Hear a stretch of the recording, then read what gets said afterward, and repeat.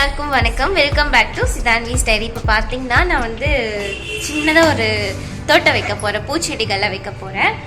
அதுதான் சரி video cover பண்ணலாம், உங்களுக்கும் யூஸ்ஃபுல்லாக இருக்கும்ல செடி வளர்க்கணும்னு நினைக்கிறவங்களுக்காக இந்த வீடியோ நான் எடுத்திருக்கேன். பார்த்தீங்கன்னா ஒரு 4 ரோஜா செடிகள் வச்சுருக்கேன். அதுக்கப்புறம் வந்து கற்பூரவள்ளி செடியும் வந்து இது வந்து வேறு இல்லைன்னா கூட இந்த மாதிரி காம்பு வச்சாலே நமக்கு வந்து வளர்ந்துடும் இதுவும். அதுக்கப்புறம் ஆல்ரெடி வந்து துளசி வச்சுருக்கேன். இது வந்து எப்படி செய்யலான்னு பார்க்கலாம்.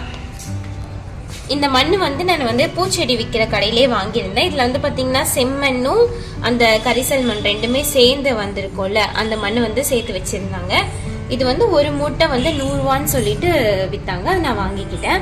அதுக்கப்புறம் பார்த்தீங்கன்னா இது வந்து தேங்காய் இருக்குல்ல, தேங்காய் மட்டை அந்த நார் வந்து இந்த மாதிரி பண்ணி இதுவுமே அங்கேயே வச்சிருக்காங்க. 1 கிலோ 50 ரூபான்னு சொல்லிட்டு அது வந்து அப்படியே கியூப் மாதிரி இருக்கும். அது வந்து ஒரு நைட்டு ஃபுல்லாக நம்ம தண்ணியில் ஊற வச்சோன்னா நமக்கு இந்த மாதிரி நல்லா பொல பொலன்னு இருக்கும். கை வச்சு உறுத்த நல்லா உதிர்ந்து வந்துடும். இப்போ பார்த்தீங்கன்னா நான் மண்ணையும் அந்த தேங்காய் மட்டை இருக்குல்ல, அது நல்லா ஊறி இருக்குல்ல, அது ரெண்டுத்தையுமே வந்து மிக்ஸ் பண்ணி எடுத்துக்க போகிறேன். நான் வந்து கொஞ்சம் மண்ணோட கொஞ்சமாக எடுத்து மிக்ஸ் பண்ணிக்கிறேன். ஏன்னா நமக்கு கொஞ்சமாக மிக்ஸ் பண்ணோம்னா கொஞ்சம் ஈவனாக மிக்ஸ் ஆகும்.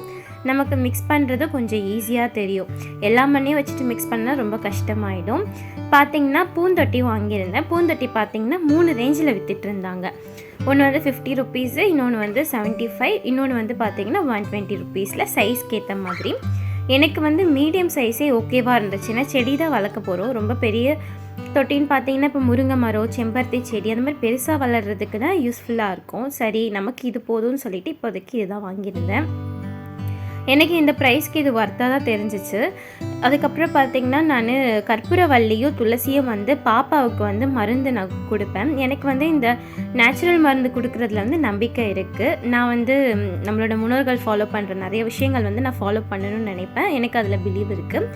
அதனால் வந்து நான் பாப்பாவுக்கு யூஸ்ஃபுல்லாக இருக்கும்னு சொல்லிட்டு நம்ம வீட்லேயே வச்சுக்கலாம் அப்படின்னு சொல்லிட்டு அதை வைக்கணும்னு நான் மெயினாக இருந்தேன். அதனால் வந்து ஃபஸ்ட்டு நான் அந்த செடி தான் எடுத்து வச்சுக்கிட்டேன். ஃபஸ்ட்டு பாதி அளவுக்கு மண் போட்டுட்டு அதுக்கப்புறம் அந்த செடியை வச்சுட்டு அதுக்கப்புறம் நான் மண் சேர்த்துக்கிட்டேன். அப்போ தான் நல்லா வேர் நல்லா இறங்கும்னு சொல்லிட்டு.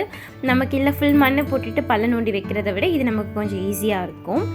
நமக்கு பார்த்திங்கன்னா கற்பூரவள்ளி வந்து நமக்கு வேரோடு இருக்கணும்னு அவசியமே இல்லை. ஒரு கிளையை எடுத்துகிட்டு வச்சோம்னா கூட நமக்கு வந்து நல்லா வளர்ந்துடும். இது ரெண்டுமே பார்த்திங்கன்னா நான் அம்மா வீட்டிலேருந்து தான் எடுத்துகிட்டு வந்திருந்தேன். எனக்கு இந்த ரோஜா செடிகள்லாம் வளர்க்குறதுனா ரொம்ப பிடிக்கும். அதனால் வந்து ரோஜா செடியெல்லாம் வீட்டுக்கிட்டே விற்றுட்டு வந்திருந்தனால அம்மா வந்து எனக்கு பிடிக்கும் அப்படின்னு சொல்லிட்டு வாங்கி வச்சுருந்தாங்க. நான் தூங்கி எழுந்துச்சி பார்க்கும்போது இருந்துச்சு, எனக்கு ரொம்ப ஹாப்பியாக இருந்துச்சு.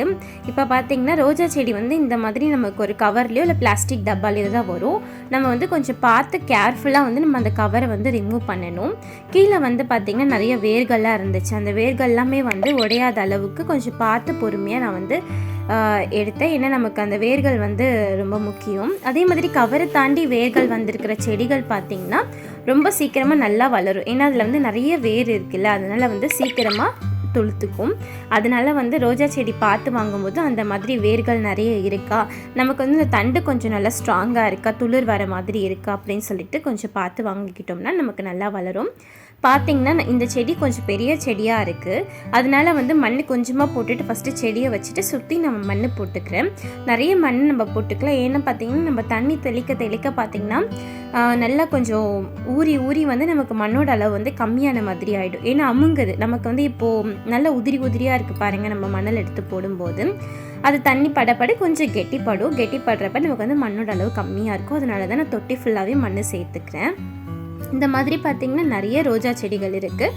இதே மெத்தட்லேயே தான் நான் வந்து எல்லா ரோஜா செடிகளையுமே வந்து இந்த மாதிரி தொட்டியில் வந்து போட்டு வச்சுக்க போகிறேன். நமக்கு ரோஜா செடிகள் வந்து ஆசையாக இருக்கும். ஆனால் வந்து எல்லா ரோஜா செடிகளுமே வந்து துளிராது. இப்போ ஒரு 5 ரோஜா செடி வாங்கணும்னா கண்டிப்பாக அதில் வந்து ஒரு ரோஜா செடி வந்து ஃபெயிலியர் ஆக தான் செய்யுது. ஆனால் முடிஞ்ச அளவுக்கு பார்த்திங்கன்னா நான் ரோஜா செடிக்கு வந்து என்னென்னலாம் ஊட்டச்சத்து கொடுப்பேன்னு பார்த்திங்கன்னா நான் வந்து கடையில் விற்கிற மருந்துகள் எதுவுமே நான் வந்து யூஸ் பண்ண மாட்டேன். முடிஞ்ச அளவுக்கு நம்ம வீட்டில் இருக்கிற எக்ஸசைஸ் தான். அரிசி கழுவுற தண்ணி, பருப்பு தண்ணி, காய்கறிகள்லாம் கட் பண்ணும்போது அந்த சைடில் கட் பண்ணுறதெல்லாம் எக்ஸஸாக இருக்கும்ல, அந்த வந்து அந்த தண்ணியோட காயோட சேர்த்துட்டே நான் வந்து அந்த செடிகளுக்கெல்லாம் போட்டுருவேன். கறி கழுவுற தண்ணி, மீன் கழுவுற தண்ணியெல்லாம் வந்து செடி நிறைய பூக்கும். அதில் இருக்கிற ஸ்ட்ரென்த்தை வந்து அதை எடுத்துட்டு இந்த கற்பூரவள்ளி துளசிக்கு மட்டும் நான் இந்த மாதிரி நான்வெஜ் தண்ணி ஊற்ற மாட்டேன்.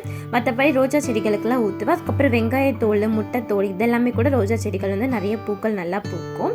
டீக்கு யூஸ் பண்ணுற டீ தூள் வந்து சர்க்கரை சேர்க்காமல் வந்து அதை ஃபில்டர் பண்ணி அதோட எக்ஸஸை கூட நான் வந்து இந்த மாதிரி ரோஜா செடிகளுக்கு சேர்ப்பேன். முடிஞ்ச அளவுக்கு நம்மளுடைய எப்படி சொல்கிறது ஃபுட்லேருந்து வர வேஸ்ட்டை வந்து செடிகளுக்கு வந்து ஒரு உரமாக வந்து நான் யூஸ் பண்ணிக்க பார்ப்பேன். செடிகளுக்கு வந்து பூச்சி பிடிக்குது அந்த மாதிரி சமயத்தில் வந்து மஞ்சள் தண்ணியை தெளித்து விடுவேன். மெயினாக பார்த்திங்கன்னா இந்த செம்பருத்தி பூச்செடிகளுக்கெல்லாம் பார்த்திங்கன்னா வெள்ளை கலரில் ஒரு பூச்சி வரும். அந்த பூச்சிகளுக்கெல்லாம் அந்த மாதிரி தான் அந்த இலையெல்லாம் எடுத்துட்டு நல்ல மஞ்சள் தண்ணியை வந்து டெய்லி கொஞ்சம் கொஞ்சம் தெளித்து விட்டு அந்த வேர் இருக்கிற இடத்துலேயே மஞ்சள் தண்ணி ஊற்றினோம்னா அதுவே வந்து நமக்கு முடிஞ்ச அளவுக்கு வந்து அந்த பூச்சிகள் எல்லாமே வந்து போயிடும். அது மாதிரி தான் நான் முடிஞ்ச அளவுக்கு யூஸ் பண்ணுவேன். வெளி சைட்லேருந்து நான் மருந்து வாங்க மாட்டேன். நான் பார்த்திங்கன்னா முன்னாடி வந்து செடிகள் வச்சுருந்தேன். செடிகளும் நல்லா வளர்ந்துட்டு இருந்துச்சு. அப்போ பார்த்திங்கன்னா எங்கள் வீட்டோட பேக் சைடில் வந்து பாம்பு வந்துருச்சு. எனக்கு பாம்புனா ரொம்ப பயம். அப்போ வந்து நான் ப்ரெக்னெண்ட்டாக வேறு இருந்திருந்தேன். எனக்கு அந்த சைட் போகிறதுக்கே பயம் இருந்துச்சு. அதுக்கப்புறம் பார்த்திங்கன்னா மெட்டர்னிட்டிக்கு அப்புறம் பார்த்திங்கன்னா அம்மா வீட்டுக்கு போயிட்டு ஸோ வந்து செடிகளையும் பார்த்துக்க முடியல. அந்த சைடு போகிறதுமே இல்லை பாம்புக்கு பயந்துட்டு. அதுக்கப்புறம் பார்த்திங்கன்னா அந்த செடிகள் எல்லாமே வந்து போயிடுச்சு. கஷ்டமாக இருந்துச்சு. இப்போ பார்த்திங்கன்னா வீடு சுற்றி வந்து சீட் போட்டுட்டாங்க. அதனால் வந்து இப்போ பாம்போட பயம் இல்லை. எப்படியும் அந்த ஹைட் தாண்டி வராதுன்னு சொல்லிட்டு சரி ஓகே மறுபடியும் வந்து நம்ம செடி வளர்க்குறத கண்டினியூ பண்ணலாம். நமக்கு கண்டிப்பாக செடி வளர்க்குற மூலிமா பார்த்திங்கன்னா நமக்கு நல்ல பெனிஃபிட் தான். நம்ம ஹெல்த் வைஸாக இருக்கட்டும், நம்மளோட மைண்ட் வைஸாக இருக்கட்டும், நல்ல ஒரு ரிலாக்ஸ் கிடைக்கும். நான் பார்த்திங்கன்னா டெய்லியும் வந்து செடி கூட வந்து கொஞ்சம் பேசுவேன். எனக்கு வந்து அது ஒரு பிலீவ் எப்படி சொல்கிறது செடிக்கிட்ட பேசணும்னா வந்து செடிக்கு புரியும், செடிக்கு உயிர் இருக்குது, அது வந்து நிறைய பூக்கள்லாம் பூக்கும், நிறைய காய் தரும் அப்படிங்கிற மாதிரி நான் நினச்சிக்குவேன். அது வந்து நல்லா தானே இருக்கும். நமக்குமே வந்து மைண்ட் அளவுக்கு வந்து ஒரு ரிலாக்ஸ் மாதிரி தானே, நம்ம ஒரு ஃப்ரெண்டு பேசுகிற மாதிரி தானே. அந்த மாதிரி இந்த மாதிரியும் கண்டிப்பாக இருப்பாங்கன்னு நினைக்கிறேன். ஏன்னா 90s கிட் நிறைய பேருக்கு வந்து அது சொல்லி கொடுத்துருப்பாங்க. செடிக்கு வந்து உயிர் இருக்குது, நம்ம போய் செடிக்கிட்ட பேசலாம் அப்படின்னு சொல்லிட்டு டீச்சர்ஸு கண்டிப்பாக நிறைய பேர் அதையும் ஃபாலோ பண்ணுவாங்கன்னு நினைக்கிறேன். நிஜமாகவே நம்ம ஒரு 5 செடி வளர்த்து பார்த்தாலே நமக்கு வந்து அந்த விவசாயத்தில் இருக்கிற ஒரு கஷ்டங்கள் தெரியும். நம்ம வந்து அதை டெய்லி மெயின்டைன் பண்ணுறதா இருக்கட்டும், நமக்கு வந்து ஒரு அந்த செடிகளோட வந்து ஒரு கமிட்மெண்ட் இருக்கும். நம்ம எங்கேயாச்சும் போகணுன்னா கூட செடிகளுக்கு தண்ணி ஊற்றணுமே அப்படிங்கிற மாதிரி அதில் ஒரு கேர் இருக்கும். அதனால் வந்து அந்த ஃபீல் நல்லாவே இருக்கும். நீங்களும் வந்து ஏதாச்சும் ஒரு பண்ணணும், கொஞ்சம் ரிலாக்ஸாக இருக்கணும், அப்படி ஸ்ட்ரெஸ் லெவல் இருக்குது அப்படின்னா கண்டிப்பாக வந்து நீங்கள் உங்களுக்கு பிடிச்ச செடிகள் எது வேணால் வளர்க்கலாம். அது பூச்செடியாக இருக்கலாம், இல்லை காய்கறி செடிகளாக இருக்கலாம், இல்லை கீரை செடியாக இருக்கலாம், எது வேணால் அந்த மாதிரி வந்து வளர்த்து பாருங்கள். கண்டிப்பாக வந்து ரிலாக்ஸ் நல்லாயிருக்கும்.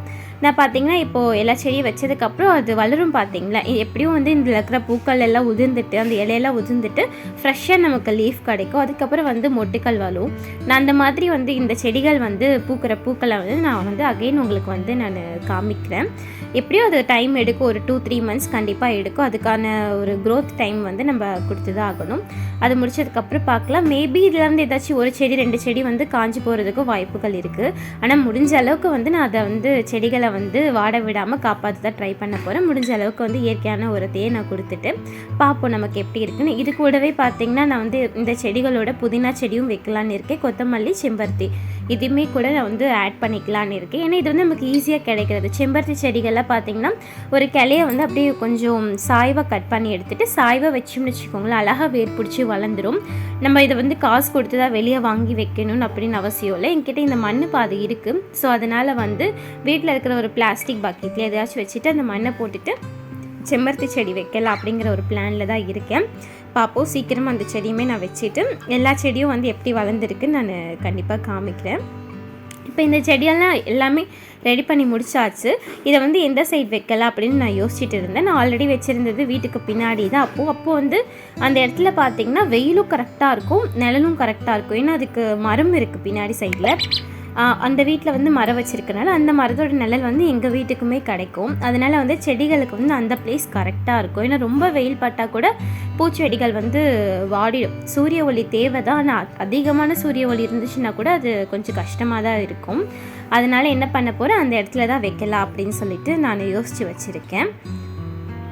வாங்க இப்போ அந்த பிளேஸ் காமிக்கிறேன். நான் சொல்லியிருந்தேன் ஃபுல்லாக பாருங்கள் சீட் போட்டுட்டோம். ஏன்னா அந்த காம்பவுண்ட் ஹைட் வந்து ரொம்ப கம்மியாக இருக்கிறதுனால ஈஸியாக பாம்பு வந்துருச்சு. ஒரு 2 டைம் வந்துருச்சு. எனக்கு ரொம்ப பயமாயிடுச்சு. அதுக்கப்புறம் இப்போது அந்த பயம் போடுறதுக்காகவே வந்து சுற்றி வந்து இந்த மாதிரி சீட் போட்டாச்சு. இப்போ வந்து கொஞ்சம் தைரியமாக இருக்குது. இப்போ வந்து எல்லா செடிகளையும் வந்து இங்கே தான் வரிசையாக அடுக்கி வைக்க போகிறோம். ஏன்னா கிச்சன் சைட்லேருந்து பார்த்திங்கன்னா பேக் டோர் ஓப்பன் பண்ண நமக்கு செடி வந்து தண்ணியெல்லாம் ஊற்றுறதுக்கு கொஞ்சம் ஈஸியாக இருக்கும். ஏன்னா நம்ம ஒரு காய்கறி தண்ணி எல்லாமே வந்து கொஞ்சம் பக்கத்தில் இருக்கும்போது ஈஸியாக ஊற்றிடுவோம். இல்லாட்டி அப்புறமா ஊற்றிக்கலான்னு சொல்லிட்டு நம்ம விட்டோம்னா அதுக்கப்புறம் செய்ய மாட்டோம். அதனால் கையோட கையாக செய்கிறதுக்கு பார்த்திங்கன்னா நம்ம இந்த பின்பக்கம் வச்சா தான் கரெக்டாக இருக்கும். ப்ளஸ் வந்து நமக்கு சூரிய வெளிச்சமும் சரி அதோடைய நிழலும் சரி நமக்கு எல்லாமே இந்த இடத்துல தான் பர்ஃபெக்டாக இருக்குது. அதனால் வச்சாச்சு. இப்போ வந்து எல்லா செடிகளுக்குமே வந்து நான் வந்து தண்ணி ஊற்றுறேன். இப்போ பாருங்கள், நான் தண்ணி ஊற்றும் போது பார்த்திங்கன்னா அந்த மண் வந்து நமக்கு அப்படி கொஞ்சம் அமுங்குது பாருங்கள். ஏன்னா நமக்கு லூஸாக இருக்குல்ல, அது கொஞ்சம் டைட்டன் ஆகும். அதனால தான் வந்து நான் நிறைய மண் சேர்த்துருந்தேன். அவ்வளோதான், அழகாக எல்லா செடிகளுமே வச்சு முடிச்சாச்சு. இதுக்கப்புறம் வந்து டெய்லியும் வந்து அந்த செடிகளை வந்து நம்ம பார்த்துக்கணும். இந்த செடிகள்லாம் நல்லா வளர்ந்ததுக்கு அப்புறமா நான் உங்களுக்கு கண்டிப்பாக அந்த வீடியோவை வந்து ஷேர் பண்ணுறேன். என்னுடைய வந்து இந்த சின்ன தோட்டம் உங்களுக்கு பிடிச்சிருந்துச்சுன்னா இந்த வீடியோவை லைக் பண்ணுங்கள். தேங்க்யூ ஃபார் வாட்சிங்.